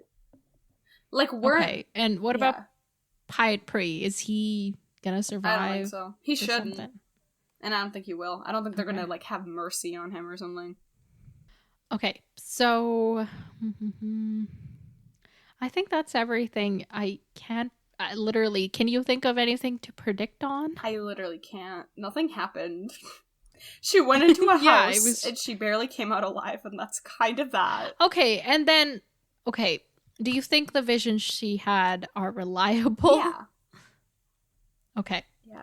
I think because the thing is, like, the way I interpret it is, like, because, you know, like, if her, like, dragon power and, like, her ancestral, I'm gonna call it her ancestral blue, was meant to, like, power this rotting heart, right? And it's connected to that, like, blue evening wine, I forget the actual name, but, like, that thing. Okay. If all of this is connected, then I feel like maybe for other people some of the visions are false, but I feel like especially for her there's more reason to believe that they're going to be true because it's like a direct connection to who she is and like her like spirit and like being and entity and everything. So I just feel like for her it's so if you could interpret them perfectly, you would know exactly what happens in these books. I think so, yes. I think like even the stuff like where you're like, oh yeah, that's what it is. Like, there's probably other things that it could be, just because there's so much. And at some point, multiple things that have to happen that, you know, are similar. Fit into it. Yeah. Well, all I can say is that we should keep this chapter at the back of our mind. Yeah, that's never going to happen. We all know that Harmut's not going to remember any of this. And 5 months from now, Nav's going to be like, do you remember when we read that chapter? This is what happened. That's not what you sound like. I don't know why I went to that voice. Thanks for that imitation. No, I just, you know. But no, like, I'm not going to remember this. We all know this. Okay, well, that's why I'm here, to remind you. So, let's... you got anything else to say about these chapters before we wrap up? I think I'm good. These were good. I'm glad that there was actually some happy chapters, because when I was editing our last episode, there were so many moments where you and I just stopped and we were like, why are we reading these books? So I feel like this was a good time for these chapters to happen. You know what I mean? Yeah, we needed some happiness. Yeah. Good things. Yeah. Okay. All right. So, next chapters. We'll be reading 3 next time. Hopes, predictions? Frick, I'm thinking again. I'm not supposed to think in these instances. John. 3 chapters. Okay. John, Catelyn, Bran. I was about to say Ned. Because I quite honestly wasn't thinking. No. Theon, John, Sansa. Theon, John, Sansa. 2 out of 3. Okay! I am so good at this. Pop off, Hermit. So we're reading chapters 49, 50, and 51. Mm-hmm. And chapter 49 is Tyrion. Wow. Tyrion Bestie is stressing because last time he was abusing Shay, trying to find a way to sneak her into the castle. Yeah. About to kidnap, what's his name? Tommen? Yes, I think the kidnapping will have occurred. He'll get news that Tommen arrived safely. He also heard that Storm's End has fallen to Stannis. Yeah, so he was definitely stressing about that. So maybe we'll get more news about, like, oh, Tywin's on his way, or oh, Stannis is on his way. One of those, and then definitely like a Tommen update, and then hopefully like a, what's his name? Like a Littlefinger update. Maybe find out what those chains are up to. Did he say chains? He did. Or chain. Yeah, okay. Well, I already told you it's to tie Joffrey to the throne, but you won't believe me, so. Yeah, I won't. Okay. All right. Chapter 50 is Theon. Theon, Theon, I want to pee on. I needed a rhyme. No, that's so... Okay. I'm like an 8-year-old. Right. I'm like, I'm gonna pee on you if you're mean. So, last time we saw him, he had just taken over Winterfell. Yeah, I think we'll find out how his dad feels about the plan. We'll hear from his sister. His sister will probably show up and be like, ugh, this is all you got? Took you so long. And then he'll be mad at her even more. if like Asha shows up in any chapter, I am happy as can be. Yeah. She's the best. Yeah, she's pretty chill. Or she's not chill. She's pretty cool. Yes. Okay, so just update on the situation, basically. All right, chapter 51 is your boy John. John is a thon. Last time he was gonna Jonathan. Sorry. Yeah, he's, doing his thing. he was gonna go with Rangers. Corin Halfhand on a ranging. He's gonna go on his first ranging, and probably the most dangerous ranging, any of these people. Well, he's on a ranging now, but he's going on sub-ranging. another ranging. Yeah. I think they'll, I think this chapter will be pretty boring. There won't be much happen. I feel like we'll have at least one boring one of them just, like, vibing. Okay, but what are they, like... They're, vibing, going like, towards just where they're trying on to their go. way to... Okay. Yeah. Well, then, that's all I got. Yeah. We didn't have any emails. And... we're gonna post this episode 1 week after the last episode. Woo-woo. So that's a thing that might happen sometimes. Yeah, you guys might... We're gonna try... Yeah, we're gonna alternate... Or not alternate. We're gonna try to do weekly, but we're not committing to weekly. But bi-weekly for sure. For the summer when we can. Yeah. At least there will be an episode every 2 weeks. But you guys should just check every Wednesday, and you might get a happy little surprise. Exactly. Yeah. And we might get through this book Ooh. in these few months. Yeah. Okay, now I just want to divide these into like 10 chapter episodes and like get it Those over. Would be the worst episodes ever. Do you know how fried my brain would be? Even like now that we recorded for 2 hours, by the time we get to next chapters, I am like a mummy. Like I am gone. Like I am not here anymore. I especially heard it like those 2 episodes ago when we just like really went on. And I just, like, by the end, I was quite literally just like, oh my gosh, I don't know, I don't care. Well, it would help if we started recording on time.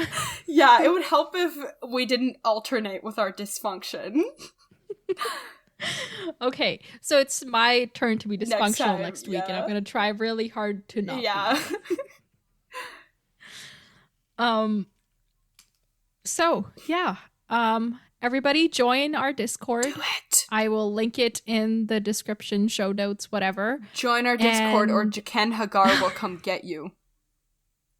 Jaqen's dead, remember? Okay, the new Jaqen Hagar will come get you. And email us. Our email is popculturesymposium@gmail.com. And follow us on Instagram @popculturesymposium. Email us or Daenerys will unleash Drogon on you. What is this like threat after every request? We're playing like good cop, bad cop kind of thing. Yeah, sure. I told you, I am at the point where I have no filter and I have no thoughts. Okay. I should probably ask you some really like fun things, but I don't have any You're in the brain same power place either, where I'm so at, yes. Exactly. All right. So until next time, farewell, my friends. Talk to you later.